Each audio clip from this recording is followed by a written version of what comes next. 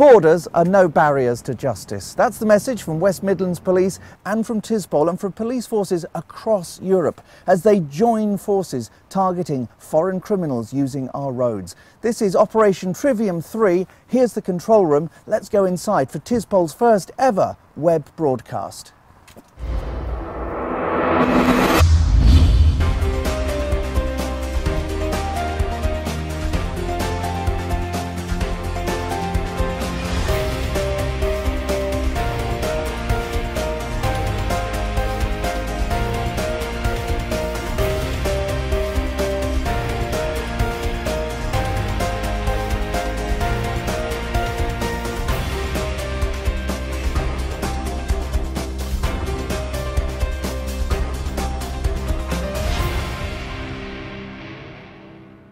This is the European Control Centre for Trivium 3. We're going to get straight down to business with Superintendent Paul Kesey, Silver Commander for this operation.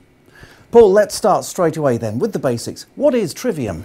Trivium is a European collaboration of road policing units to actually tackle foreign national criminality in the UK. What we've managed to achieve through the help of TISPOL is actually get European states and members such as Romania, Poland, Lithuania to provide officers to us to assist in real-time intelligence checks. We've also managed to secure Europol. Europol's database on organised crime. All these people are enabling us to actually tackle foreign nationals who live in the UK, operate here, and to just basically disrupt their criminality. Now there's an awful lot of people at work in the control room behind me here. Just give you a run through of who's there, who's involved in terms of organisations and individuals. I've already spoken about obviously Europol, but actually from the UK we've got the National Crime Agency and we've got the different facets from them. We've got the fugitives units, people who are wanted in their home countries, we suspect to live in the UK. Actually, we're now targeting them during this week of action. We've also got Her Majesty's Revenue and Customs, so we're talking about actually tackling the proceeds of crime as well as immigration themselves. You said at the beginning, borders are no barriers to justice. This is where linking in with immigration, tackling individuals, making sure where necessary they are deported is absolutely essential to the success of Trivium. Now this here is Birmingham, but tell me what sort of support you're getting throughout England and Wales for Trivium 3. Yes, it is Birmingham, and I am a West Midlands police officer. However, for this role, I'm actually Silver Commander for the whole of the UK and Wales, all 43 forces. Every one of them, I'm proud to say, is contributing to Trivium 3. What's really great about that is we talk about borders between countries. Actually, sometimes there's borders between forces. They don't exist for this week of action.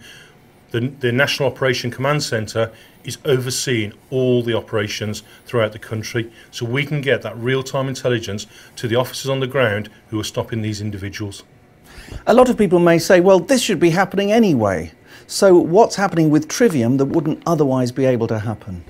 Yes, it should be happening, and it does happen. This is about trying to create an enhanced version of tackling foreign national criminality. What today and the rest of this week is showing is by working together with our colleagues from EU member states, we can make a real difference. Tackling those criminals who often have committed crimes within their own country, have tried to evade capture, crossed over borders, come to the UK and actually think they've got an anonymity from prosecution. By working together, by sharing intelligence, by disrupting them, the use of the roads, we're showing that there is no hiding places at this moment in time. Paul, thank you very much indeed. We'll be coming back to Paul several times during the next hour. And there's plenty to get through, but let me invite you to get involved with this broadcast. Use the OpTrivium hashtag if you want to tweet. We've got lots of tweets and shortly we'll be catching up on the latest of those tweets. You can also email us, media@tispol.org. So stay in touch, follow us on social media to stay involved. And in fact, let's use that opportunity straight away to find out the latest on the social media front. We'll hand over to Neil Barrett, who's been monitoring the Twitter feed. Thanks very much, James. Loads of tweets coming in, as you'd expect from an operation with pan-European focus.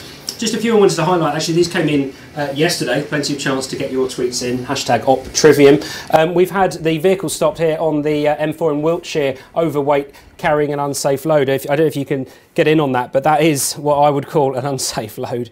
And this is the kind of thing they're tackling. You get lots of comments on Twitter about the operation, the purpose. You've heard some from Superintendent Kesey there, but look at this. This is the kind of thing we're talking about here. The driver of this vehicle was intent on continuing their journey, even if they only had 3 working wheels. I think 3 working wheels, a bit of an understatement there. And numerous faults on this vehicle that was caught there, and overweight. It's now prohibited, and that was a very quick, swift £200 fine. As I say, #OpTrivium is the hashtag, so do get in touch using that code, and we'll be picking them up. As you can see on a bank of screens here, I'll be keeping across those. James. Neil, thank you very much indeed. So now it's time just to to reflect on what Trivium is all about. Let's set the scene on the topic of road crime across Europe. There are groups responsible for crimes such as illegal immigration and human trafficking, firearms offences, fraud, metal theft, robberies, drugs-related crimes, and many other offences. Criminal networks cross borders, and these represent the risk of serious harm to some of the most vulnerable people in society, as well as to the communities and businesses they target. So what is the correct police response? It can be challenging for regional or national police forces to detect these criminal groups because they're so mobile, right across borders. While a local police force is still trying to establish the circumstances of an offence, the group can already be active in a completely different region or country, and the core members of the group are comparatively safe elsewhere. Trivium 3's aims are to share intelligence to tackle organised criminality, to bring its perpetrators to justice, and to make Europe's roads safer and more secure. Trivium 3 showcases good practice in cross-border enforcement, the importance of intelligence sharing, and the benefits to all sides of effective partnership working. Travelling criminals are a top target within TISPOL's roads policing activities, and this cross-border operation supports TISPOL's ongoing operations to deny criminals the use of our roads and protect our communities from the impact of these crimes. So road crime is a major problem, sophisticated, with big pickings, rich pickings for those who are involved. That's why Trivium was launched in the summer of 2013. So let's take a look back at what that first Trivium operation achieved. Police from Eastern Europe were drafted in by their British counterparts in a crackdown on the growing menace of foreign criminals. Operation Trivium, involving 4 officers from Romania, 2 from Lithuania and 2 from Poland, ran between July 15th and July 19th, 2013. For the first time, officers from Poland, Lithuania and Romania have been working alongside British colleagues and targeting known convicts from their home countries. Gangs of Eastern Europeans are suspected of running several rackets, including shoplifting, fraud, metal theft, and tearing catalytic converters from cars. The visiting police were based at the Central Call Centre in Birmingham and gave British police on the road quick access to their intelligence files. Police who stopped any vehicles registered in one of the 3 countries were able to discover immediately if the occupants were wanted. Comments from senior officers included, "We used the best intelligence and the skills we have to detect, prevent and convict those responsible for crime around the country." Why did Trivium take place? Because many of these foreign criminals are organized and use the road network to travel from area to area in an attempt to avoid detection. Their activity has a damaging impact on communities and businesses that are targeted. Police officers want to prevent the public from the misery they cause and build on the intelligence they already have. These criminal gangs must use our roads to carry out their illegal activity, so by targeting them in this way, we are aiming to develop a robust system to tackle the issue in the future.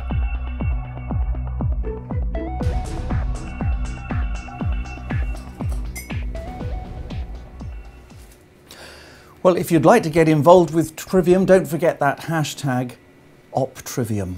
And we'll be here and right through for another 45-50 minutes, so please keep tweeting. And of course, the operation continues till the end of this week, so tweeting throughout the week, that will be great. We will cover as many of your tweets as we can. We'll go back to Neil Barrett shortly. Now though, let's focus on a Europe without borders, and how you police that, and the opportunities that criminals are taking advantage of, and how the police are needing to understand and tackle those opportunities. Paul, a Europe without borders then, big challenges for the police. Huge challenges. I think there's a number of different aspects. We've already spoken about the intelligence sharing, but it's actually the ease in which people who are criminally minded can commute from one country to another.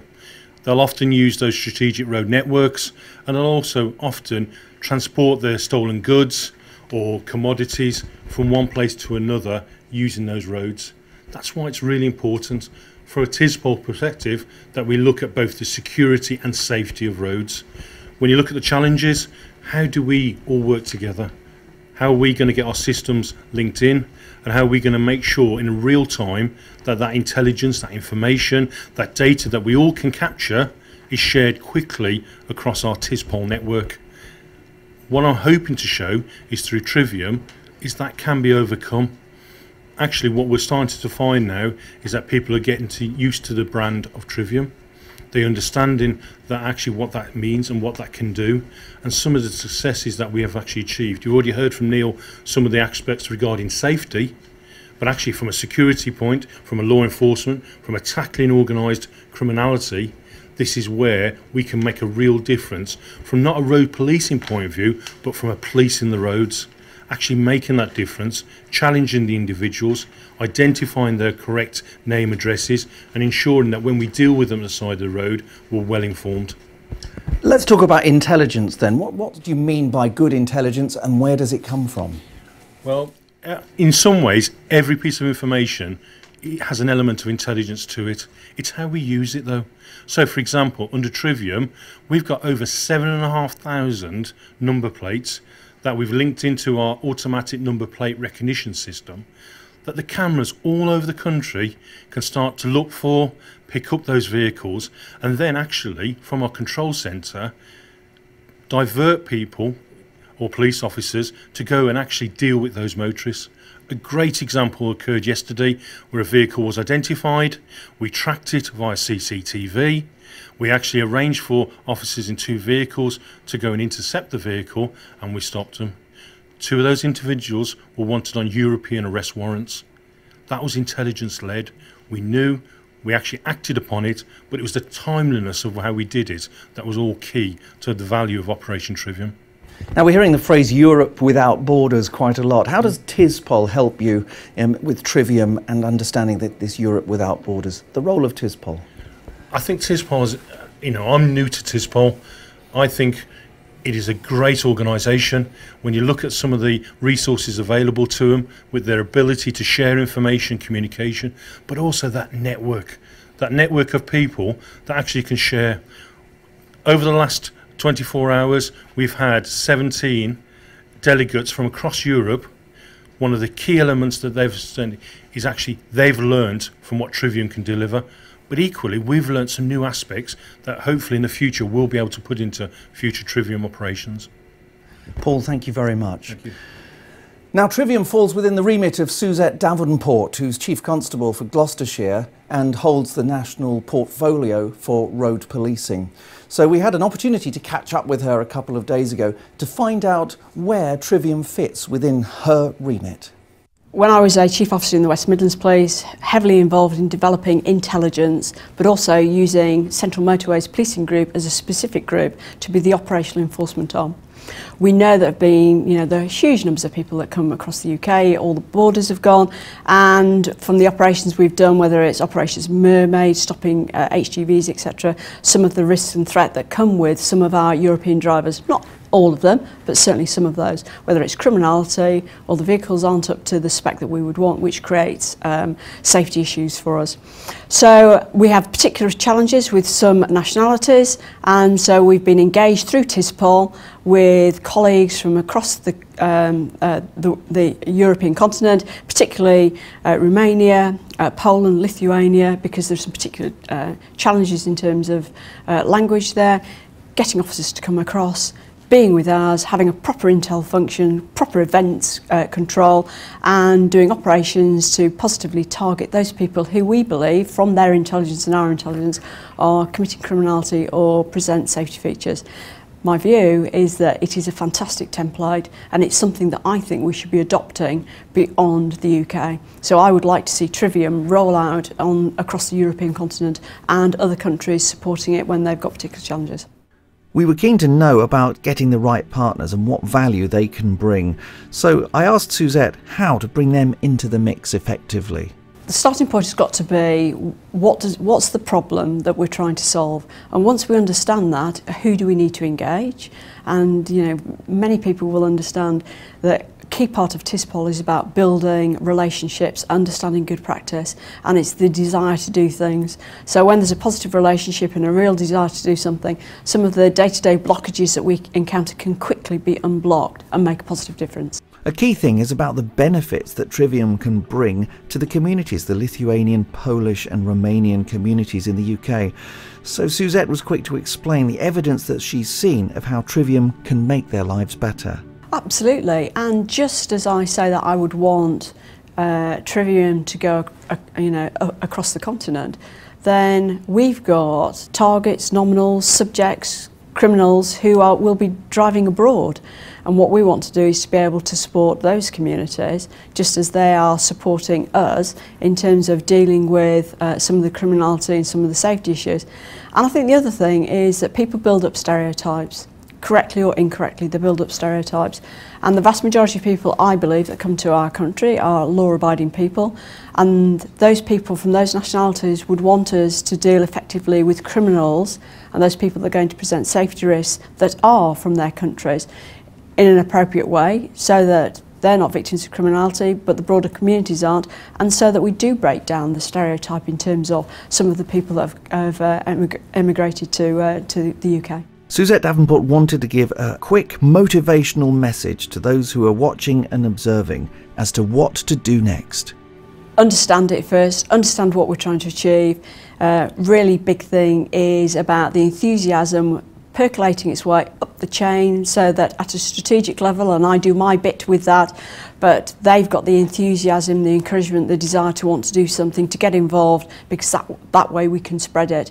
Certainly in the UK, then we sit as part of the National Crime Agency, National Tasking, so it's on the agenda through that, and what we want to make sure, and what my desire as the lead for roads policing has been, is to make sure that the strategy affects the operational and the operational affects the strategy, and by making sure that we do it at meetings like that, but we galvanise the effort, enthusiasm of the officers, we can make a difference. I believe all of our officers every day, and our police staff members where appropriate, come to work to do the very best that they can. In terms of policing the roads, that's about saving lives, but it's also dealing with criminality. So all I want them to do is do the things that they join policing to do. That was Chief Constable Suzette Davenport. Now, during this webcast, we're making sure we stay in touch with what's going on in social media. Neil Barrett is monitoring the Twitter feed. Over to you, Neil. Thanks, James. Yes, loads of tweets coming in, as you'd expect, from the policing community and from the general motoring public across Europe. Just a few I wanted to focus on, talking about the good intelligence earlier. This is the raid of 2 of these plants cleared from an industrial unit in Waltham Abbey following the drugs warrant. So it's about intelligence sharing, not just about the roads. We've also got this is the RAP ID equipment that's apparently fantastic for getting identities on the ground, on the street, through to the officers, so they don't need to necessarily bring people into custody. They can get the information there and then, but then if it is an arrest, they can go straight into custody there. That's the device there. It's proving invaluable for forces, not just here, but around the country. And this is our first video that came in. This is this morning from West Mids Police, and this is knocking the door in. Now, we've got, you may notice, if you look very, very carefully, on this chap's elbow is one of the GoPro cameras, the live cameras that are on there. West Mids Police will be putting a video of that up later, so you'll be able to see from an officer's perspective banging the door down there. And also we've got more vehicles seized for not having their insurance, and also information from West Mids as well. So that's all from me for now. As I say, you can keep the tweets coming in with Trivium as the hashtag. Lots more coming in now. Just I would mention Cohen Ricker, past TISPOL president but still heavily involved in the organisation, being live tweeting everything we're doing. So I'll leave it back to you, James, for now. Over to you in the control room. Thanks very much, Neil, and we'll be back to Neil later in this programme with an update on the tweets. But now let's think about maximising legislation. With me is Sergeant Dean Caswell. And Dean, what do we mean by maximising legislation in this environment? I think when dealing with any motorist from any country, it's important to realise and understand the police powers that we do have, both criminally and under the Road Traffic Act. For example, today we stopped a motorist from Romania. Yes, he's got a full driving licence, which is brilliant, and he's insured his car. Unfortunately, he's insured his car illegally. He's used a fake name for the policyholder details and placed himself down as a named driver with the wrong date of birth. And the whole purpose of that is to decrease the insurance premium from £900 down to a couple of £100. Now, obviously, that's a fraudulent act, and it's a criminal offence to do that. So what we've done then is been prosecuted for those offences. I've also made inquiries with the Motor Insurance Bureau and the insurance company involved, and because of that, we managed to get his insurance voided straight away today, and we've now removed his vehicle under Section 165 of the Road Traffic Act, which then removes any uninsured or unlicensed driver vehicle off the road, thereby making the roads a safer place. If that driver was involved in an accident today, then as you know, it makes it much harder for the innocent parties to do any insurance claims. It puts our insurance premiums sky high as well. So it's a good all-round result for everybody. And I think as long as we understand as officers and we get the support of our colleagues in the MIB and the insurance companies, it's a real worthwhile path to take. Well done you for doing so. Dean Caswell, thank you very much. What we now have is an opportunity to meet the TISPOL President, Chief Superintendent Aidan Reid, who's come over from Dublin to spend some time supporting the Trivium operation. Aidan, tell us what you're seeing so far today and what impression it's making on you. Well, this operation Trivium 3 is at the heart of what TISPOL is all about. It's about crossing borders, it's about breaking down barriers and cooperation at a police level right across member states. We have 12 countries represented here from TISPOL, and with the aims of gathering intelligence, police cooperation, and hopefully this will lead to a pan-European type operation based on the excellent results of the UK-based operation that we've seen here in Trivium 2 and today in Trivium 3. Is it about people or technology? Because this morning we're seeing a lot of both. Yes, you certainly are. It's about people cooperating, it's about intelligence, but also it's about intelligence systems. And here you see from ANPR to the use of police helicopters, right across about every technology that's in the police arsenal will be used during this operation. And already in the last 24 hours, there's been excellent results, and we're only at the beginning of the week.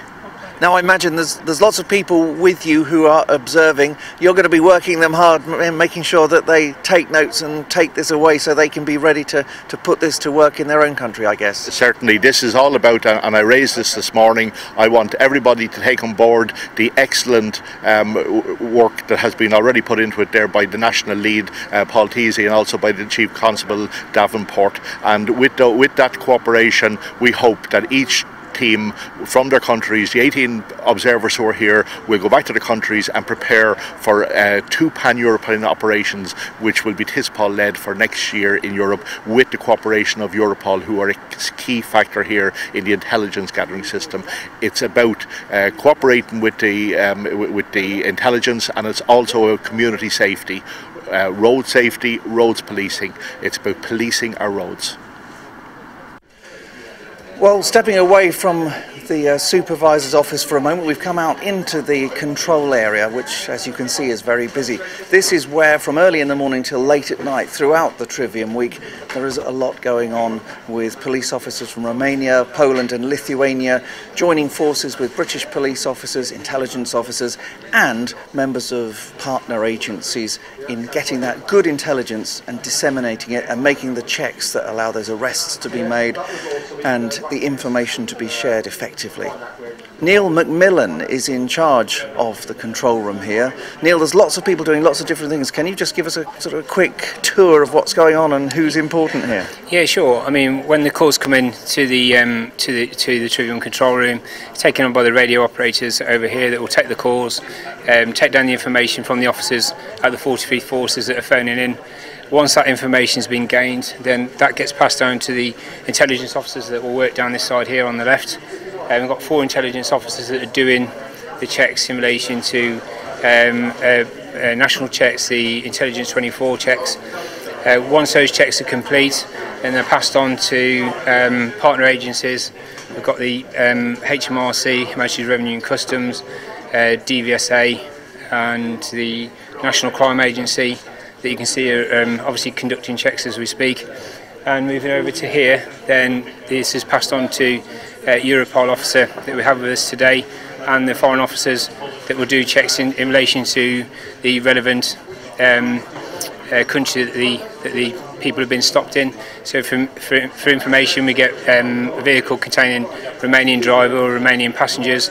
Then obviously the checks are done, as we just spoke about, through intelligence and what we know about these people in this country, and then passed on to the Romanian police to do checks in the host country to see if there's any information that they hold that we don't hold on our systems.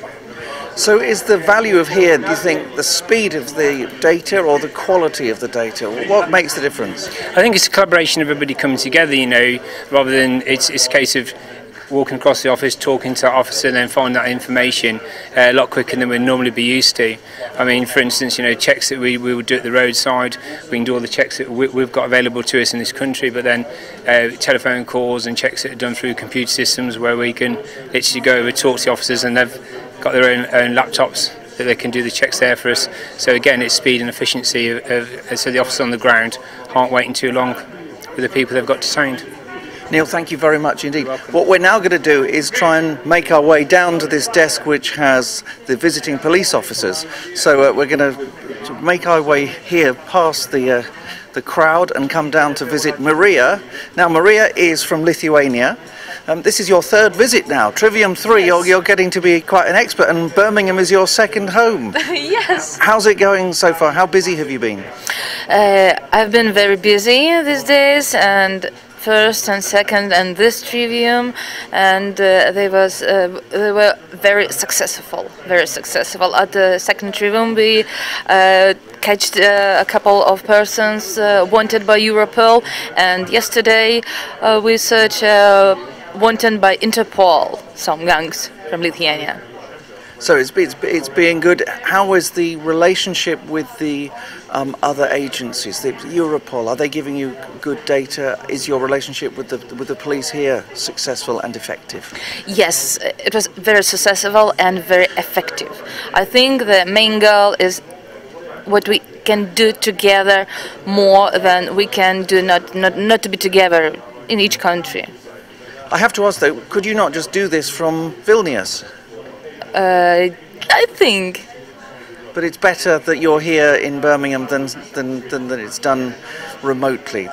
I'm just trying to get the value of everyone being together. Can you comment on that? I think that if I've been to Vilnius now, it would be not so successful, not so efficient. So it's very good to cooperate, to work together, to be side by side. Can you help us now, because next to you is your Romanian colleague, and yes. I'm hoping that he's on the telephone at the moment, and the Polish officer is on the phone. Yes, I'll tell you what we'll do. Busy. He's very busy. Let's just remind ourselves of how effective Trivium 2 was. It was an operation that went on for the week in late March. We have some highlights and can share them with you now. Trivium 2, in March 2014, built on the success of the first operation. Colleagues from Europol provided more than 3,000 registrations of vehicles believed to be involved in crime across Europe that specifically may be travelling to the UK. Officers gained access to those registrations during the operation week. They had some good hits on ANPR and some excellent success in denying criminals their livelihood, a key objective of Trivium. The involvement of Europol was crucial, especially in providing accurate intelligence to identify and locate criminals, whose methods of operation are increasingly sophisticated. There are up to 350,000 foreign registered vehicles present on the UK's roads at any one time. Ensuring that travelling criminals remain a top target for police was central to the thinking behind Trivium 2. And it's a successful partnership approach that should hopefully become more and more frequent across Europe. TISPOL has a hugely important role in the success of Trivium. Chief officers acknowledge that without the TISPOL network, they would never have the cross-country conversations that have enabled what is now going on. Well, that was a look back at Trivium 2 from March 2014, and we'll remind ourselves of the data from that, the results. So there were 2,825 vehicles stopped, 371 vehicles seized, 5,364 people were checked, 300 people were arrested. There were 1,695 enforcement actions.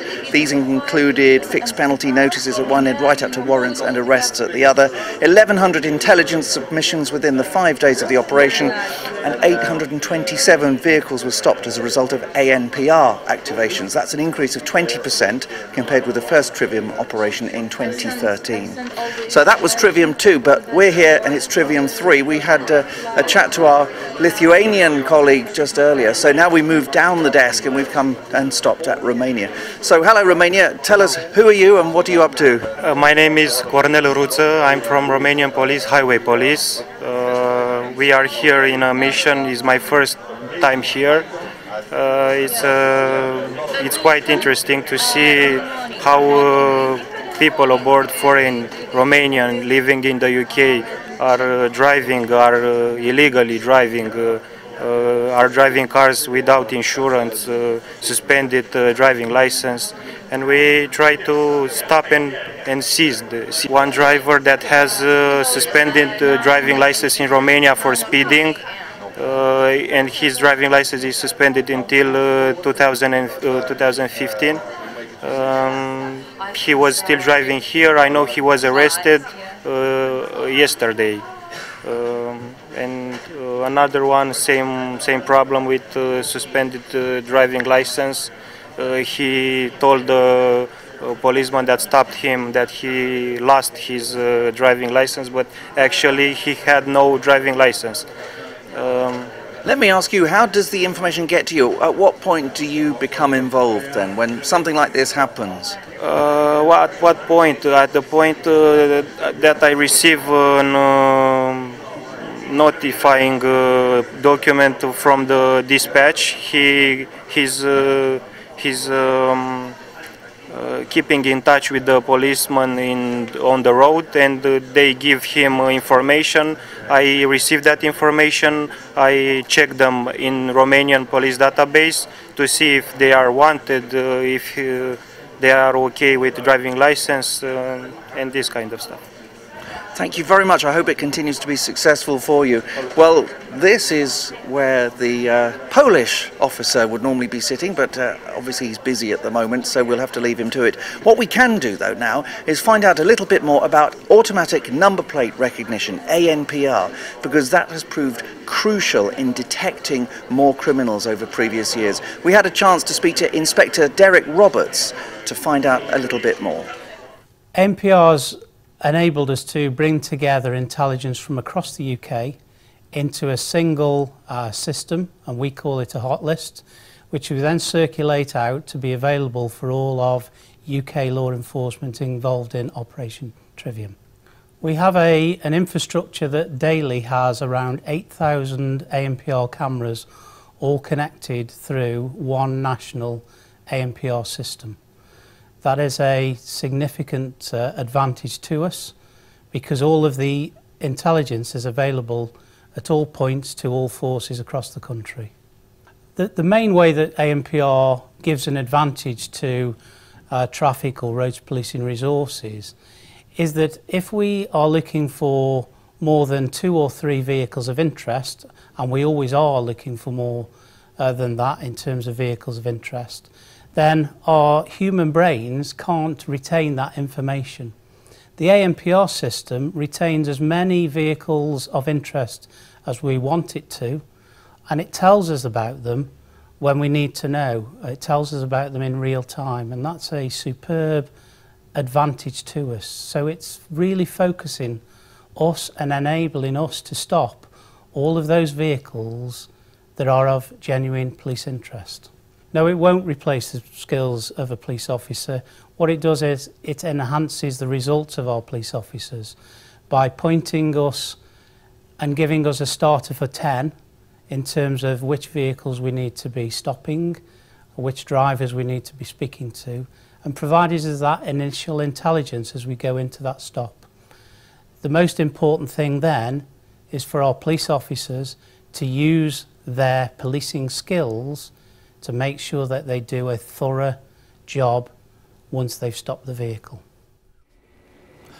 That was Inspector Derek Roberts talking about ANPR. Let's get an update straight away now from Neil Barrett on how the tweets are going. Thanks, James. Yeah, I just wanted to have a look at what had come in since we started broadcasting, about 35 minutes ago, and got the Danish traffic police here ready and waiting just as we were coming on air, and they're watching us live. Not sure about that chap. He's on his mobile phone there, but I'm sure he came off that once we started, but the rest of them watching intently there. But we've also got the Belgian police watching us live there as well. So follow us wherever you are, and don't forget, keep the tweets coming in. Trivium is the hashtag, James. Thank you, Neil. Well, just to have a chat to our colleagues in Denmark, we have Arne Martinsen, who's come over as an observer. You won't want to speak to your colleagues in English, so do you have a message for them? Is there a big shout-out in Danish that you can give for them?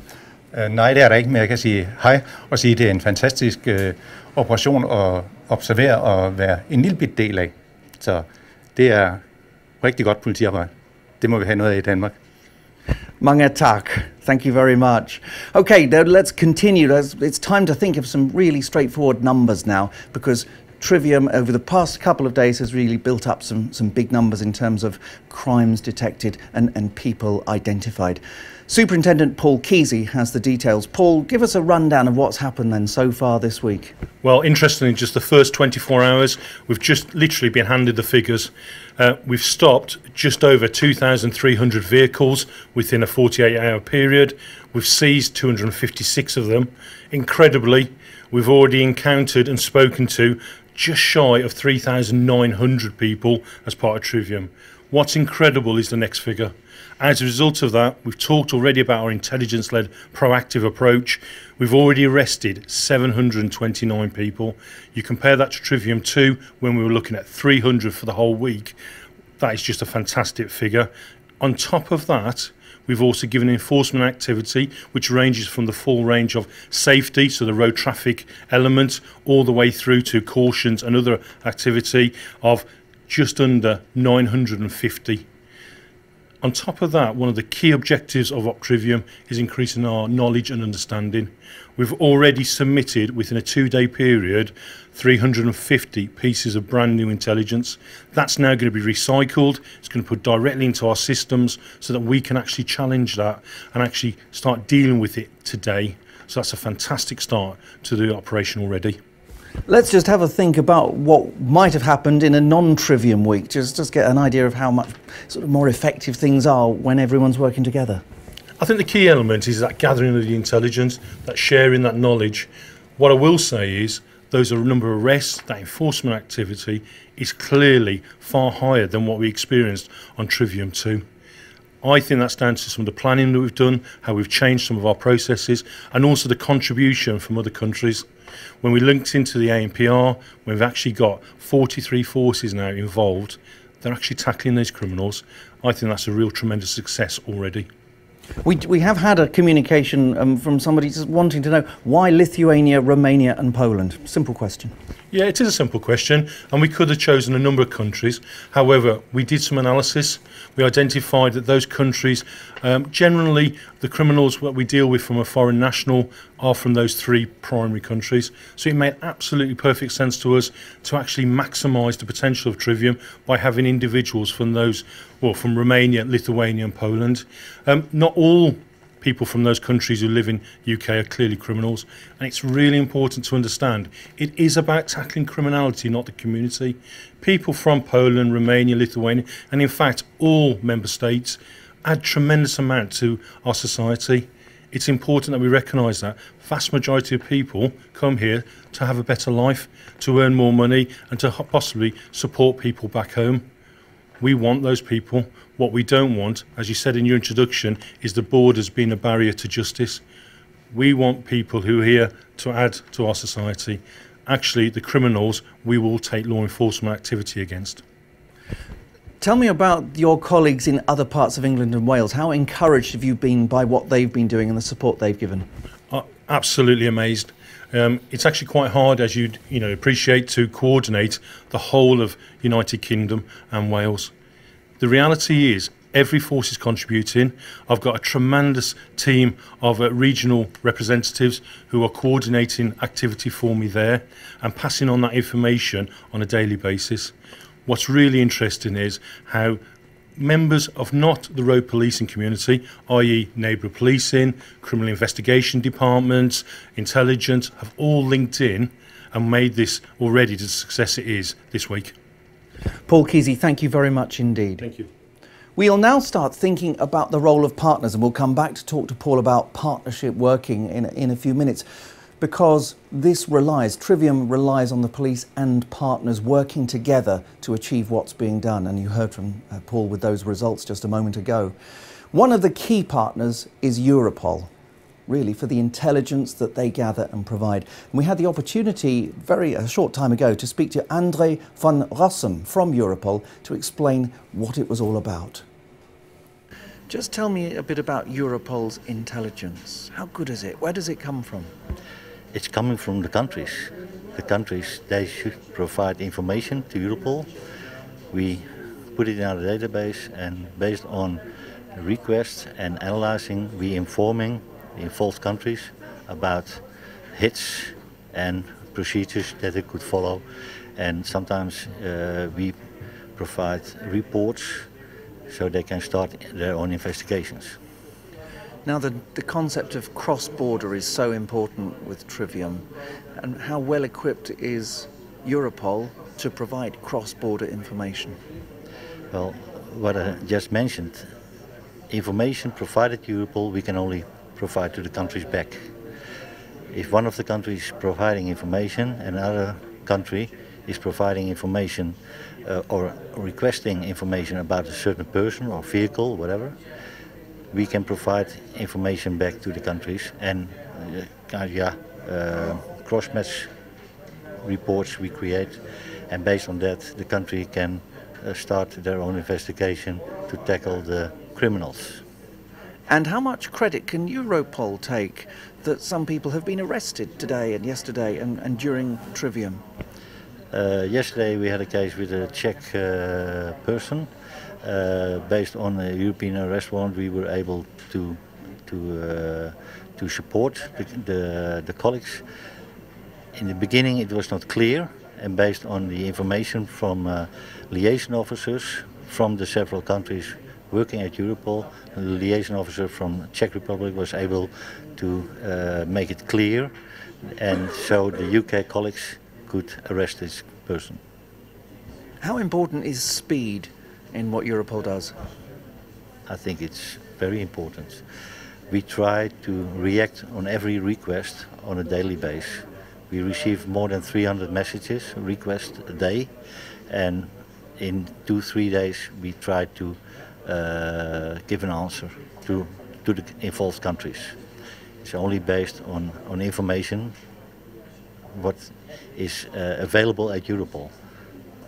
And how have you been supporting people in this control room today? What sort of things have you been able to supply? And what sort of questions have they asked you? The questions they deliver us on paper. Questions about persons, about vehicles, sometimes about documents, and we can check in our database, which we have here in a mobile office, and we can provide information back if there is. That was André van Rossum from Europol, and thank you very much for the information there. We'll be returning to talk to Paul Kesey in just a moment about the value of partners, but first let's catch up with the latest tweets and over to Neil Barrett. Thanks, James. Yeah, a couple here that have come in over the last hour or two. Again, warrants at 5 locations. I think this is Essex Police. It's talking about Colchester there. They're out with trading standards. And again, it's that partnership working that's really, really important. Not just partnership around Europe across police forces, but partnership here in England and Wales as well. And other parts of the UK showing keen interest. And we've got this one here. Seizure, Slovakian chap purchased this car yesterday. Just got the license, forgot the licence and insurance, he says. And I don't know if I'll be able to find it. Oh, here we are. Staff's Tactical, had to get a mention in for them. They're watching us live. James. Thank you very much, Neil. And we'll come back to Neil very shortly. As I said, we're looking at partnership working. Paul Kesey, I know we're a sort of busy studio right now with plenty of people in here, but let's talk about the value of partners. how do you identify the right partners? What do you expect from them, and what should they expect from you? Regarding how we identify them, we're quite lucky in the UK. We normally have good working relationships with partners. As Neil just said, what fantastic work in Essex regarding the trading standards. That's not something you normally associate with road policing, but this is about disrupting criminality. They hold information that we don't possess. We've also got Home Office immigration, so you've got your border controls, but also they've got the knowledge and understanding of how to deal with some people when we've actually apprehended them. What's really important as well, though, is we've got the Insurance Fraud Bureau. So when we're talking about motorists who've got false licences or insurance, they're able to assist us regarding it. In addition, National Crime Agency. Been in existence now just over 12 months. What they've contributed is tremendous. They've provided officers to come and assist us, and this really is about this local to global tackling of organised crime. In addition to that, we have other agencies here today working with us. Her Majesty's Revenue and Customs. We need to tackle the proceeds of crime. This is where they become very important to actually taking those criminal assets off them when we've actually apprehended it. What I've been really pleased is, at both a national and local level, all these agencies have become involved with us. When we talk about people like immigration and the criminal, all the way from Manchester, where they do the checks, they've actually sent 2 individuals who've checked every individual that's come through the National Operations Centre in case they were wanted in their own country. Absolutely fantastic. Okay, just let's now think, as we're standing out there in the control room, the process. Just remind us, when a piece of information comes in, when an alert comes in, how do those partners who are sitting out there get involved? How is the information requested of them, and what can they do to get back some answers? Yeah, we've learned from experience, to be honest. We've devised a new system process that operators, one of our officers from the ground, phones in to this centre, call handler. They will record the information, but then they'll separate it to the different agencies. So quickly they give us their perspective of that individual. After that, a person collates it, gives it to an intelligence officer, brings it all together, and hopefully within 5-10 minutes, that message again back out to the officer on the ground to give him the information that will allow him to make an informed decision. Does that individual need arresting? Is that individual been allowed to go on his way? Or is there a bit more that we need to find out and we could do with an intelligence log or information being put into the system? Paul, thank you very much. We'll come back to Paul for some more in a little while. But we have a couple of minutes, and it's a very important aspect of this from TISPOL's point of view is to be able to showcase Trivium as an example of good practice across Europe. Because Trivium is due to expand, we need the support of police forces, of governments across Europe. So it's quite interesting now to meet 3 police officers who have had the chance to observe what's been going on this week. So we'll try and find out where they're from and what their observations have been. First of all, hello, from Belgium. You are? Yes, Christophe de Pauw from Belgian Federal Highway Police. Why are you here, and what are you taking so far from what you're seeing? Well, we heard about the operation Trivium 1 and Trivium 2. We saw the very good results of sharing information between police services, but also with partners organizations who are providing us with a lot of information that can help us tackle crime. And is it something new from your point of view, or is it a new way of doing things? What's special about it that isn't happening already in Belgium, for example?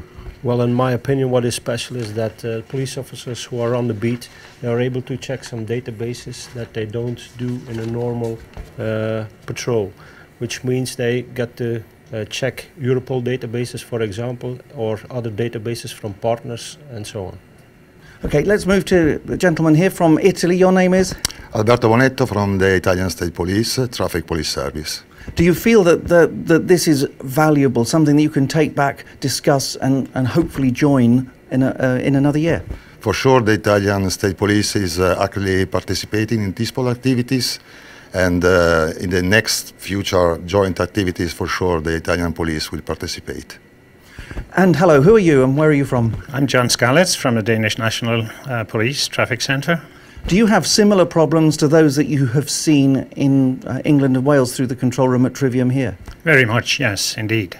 And will you be able to put this kind of effort in to join Trivium in future? Do you think it's something that's possible? That's absolutely possible, and what I've seen here I'll bring back home and use for our new strategies, and also to implement or hope to implement the ANPR system, which we don't have.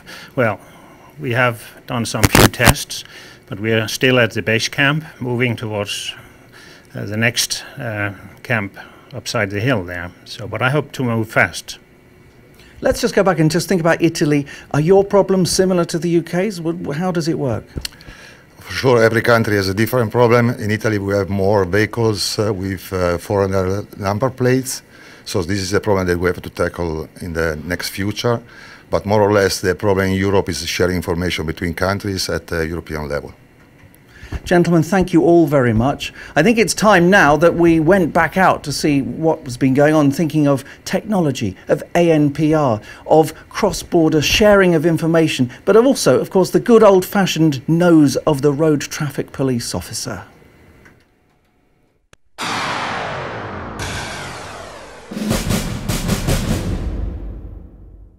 So we've come out to try and see how ANPR works, how various methods of passing on information and intelligence are effective in getting criminals off the road and in finding offences. Particularly here now we have a Vauxhall Vectra. Gaz Westbury, it's not a Vauxhall, it's an Opel. All right, well, be picky if you wish. Why are we here? What's happened to this car then? We stopped this vehicle this morning and we've done some checks through a Polish officer, and he's confirmed that the gentleman doesn't actually have a valid licence. He's disqualified in his home country. Okay. So obviously are not allowed to drive here. Then you're going to get the vehicle picked up, or what's going to happen? Yeah, the vehicle's going to be recovered as it's been driven without any insurance and without a licence. So the likelihood is that whoever's car it is probably going to come and remonstrate. Yes, he's obviously going to. I should imagine that he's going to turn up very sharply once we start getting the vehicle recovered. That's probably what's going to end up happening. But what will then happen to him? Is that sort of arrestable? Or? It's possibly, yeah. It could end up being arrested if he turns up. Obviously, that's something that we have to consider, because obviously he's produced his licence to us and he's deceived us by producing that licence to us. So therefore, he could be arrested for that that offence. How did they actually come to your attention then? Was it ANPR? No, originally it was a stop check, and obviously since the checks have come back, because we dealt with another driver in between, we've just been driving around the area and happened to come across it unattended. So now we wait for a recovery truck and then we'll see what kicks off? Yes, it's pretty much that. That's what happens. Okay, so hold on for a few minutes. There's a few people around. We reckon that by the time the recovery truck is here and starts its work, that somebody will come and claim it.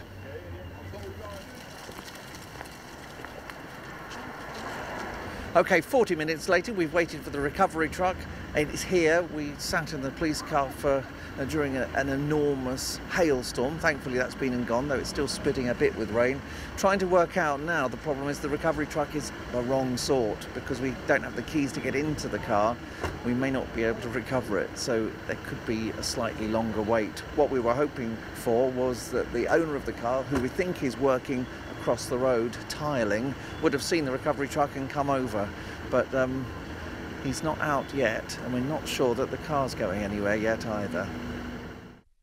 It's now been recovered. The driver came back. He's been arrested for producing a false instrument with intent to deceive, because he gave us his Polish licence, which he knows he shouldn't have, and he's currently in custody, going to be interviewed and charged, so he won't be driving the vehicle again in the UK.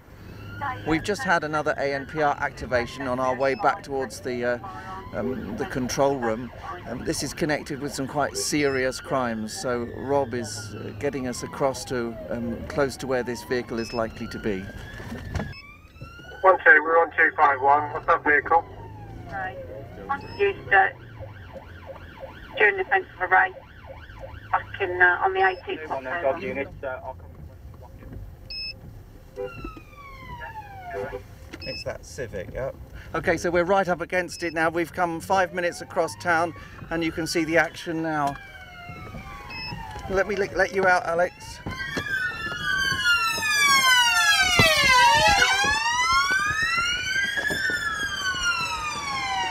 So this is what has happened. I mean, we're fortunate in the West Midlands and surrounding areas, Central Motor Police Group, so West Mercia and Staffordshire, we've got systems of fixed site ANPR cameras. Obviously you've heard one hit today that was a stolen vehicle we looked for. Good local knowledge of the area allowed us to make towards it. Unfortunately we didn't find it. The second job you've seen this afternoon for the serious offences, we did locate that vehicle through ANPR and it was stopped successfully.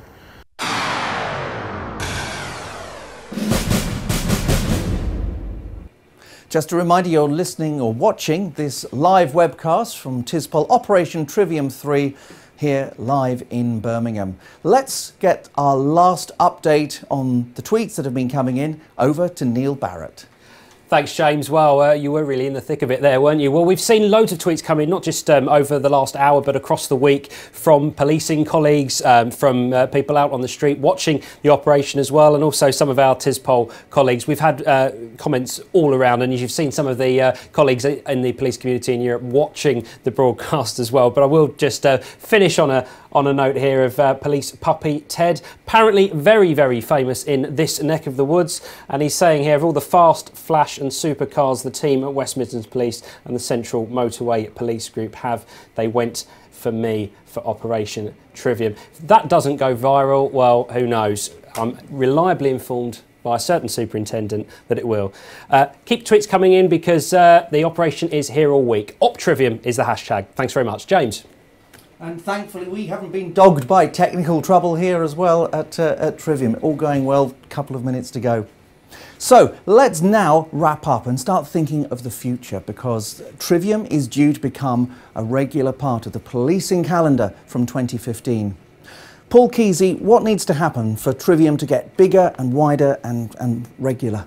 It's great that the UK are participating in OpTrivium. What I'd love to see is a pan-European style. We've got a number of colleagues, you've heard them today, how enthused they are about it. I just need and love for that to be turned into action. When we look at our strategy, when we look at security and safety, the reality is this is OpTrivium. Actually, by working together, I think we can make an even bigger difference. You've seen some of the operations that we can do, you've seen some of the tweets and the interest across Europe already. Actually, moving forward, we want people on the ground across all EU member states making that difference to the communities they serve. Now, it's hard to imagine that a country could object to being part of this, because it all seems to add up and make sense. But we have to accept that not everybody likes to do things the same way. What do we need to do to get those kind of organisations or those countries on board? Do we cajole them, engage them, enforce it? How do we make sure everyone's sort of singing off the same hymn sheet? Well, I think today's show, I think what the observers have seen over the last 48 hours will go a long way to showing what can be done. But what's really important is we're not going to ask people to do it for the sake of it. This makes a difference. This is about tackling criminality. Final question then, Paul. What's your message to criminals out there who are currently crossing borders, but I expect you've got a message for them? Borders are no barriers to justice. We will continue after this week's activity. What's important is they understand that we will work together, we will become stronger, and we will tackle them day in, day out. Paul Kesey, thank you very much for giving us your time during the hour of this broadcast. Well, that's just about it then for this TISPOL webcast, coming live for the past 60 minutes from the Trivium European Control Centre here in Birmingham. Apologies if we haven't included any tweet that you might have sent or an email you've sent. We've had loads, and Neil has done his best at breakneck speed to bring them to us on several occasions, but we couldn't get through all of them, I'm afraid. I hope it's been useful for you.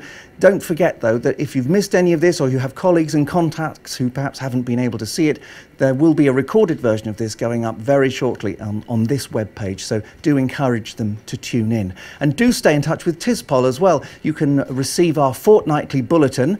That's on the homepage of the TISPOL website, www.tispol.org. Sign up there. Every 2 weeks you'll get information from us about forthcoming events, news from TISPOL, and of course details of the TISPOL 2015 conference.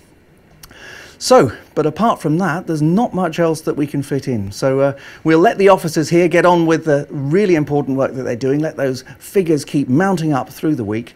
But we'll say a very good afternoon from here in Birmingham. And from me, James Luckhurst, it's goodbye.